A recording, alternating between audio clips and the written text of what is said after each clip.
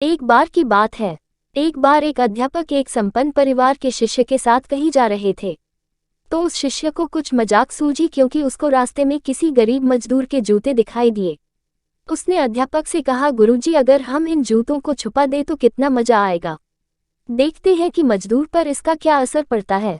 अब उसको तो मजाक सूझ रहा था, लेकिन गुरुजी ने कहा कि नहीं, गरीब इंसान के साथ इस तरह का भद्दा मजाक करना ठीक नहीं है। उसने कहा, क्यों ना हम इन जूतों में कुछ सिक्के डाल दें और देखें कि इसका इस गरीब मजदूर पर क्या प्रभाव पड़ता है।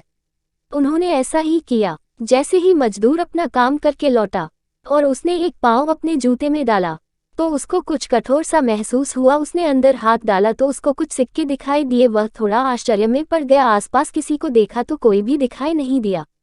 वापस उसने दूसरा पैर अपने जूते में डाला और वापस उसको उसमें कुछ सिक्के दिखाई दिए।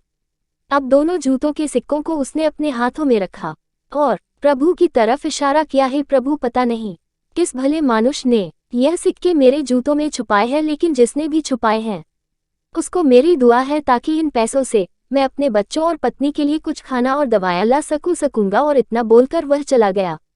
इस बात को शिष्य और अध्यापक दोनों सुन रहे थे। अब अध्यापक ने शिष्य से पूछा कि अब तुम मुझे बताओ कि तुम्हें कैसा महसूस हुआ, तुम्हारी पहले वाली मजाक या मेरा यह तरीक। तो उसने कहा कि गुरुजी, मैं आपसे क्षमा चाहता हूँ।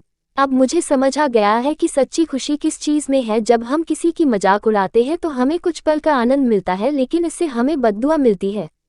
लेकिन अगर हम किसी की मुश्किल परिस्थिति में मदद करते हैं और जिसकी भी हम मदद करते हैं उसको भी नहीं पता कि हमने उसकी मदद की है, लेकिन अंदर ही अंदर हमें पता है कि हमने उस इंसान की मदद की है, यही सच्ची खुशी है। जब हम दूसरों को खुशी देते हैं तो हमें सच्ची खुशी मिलती है।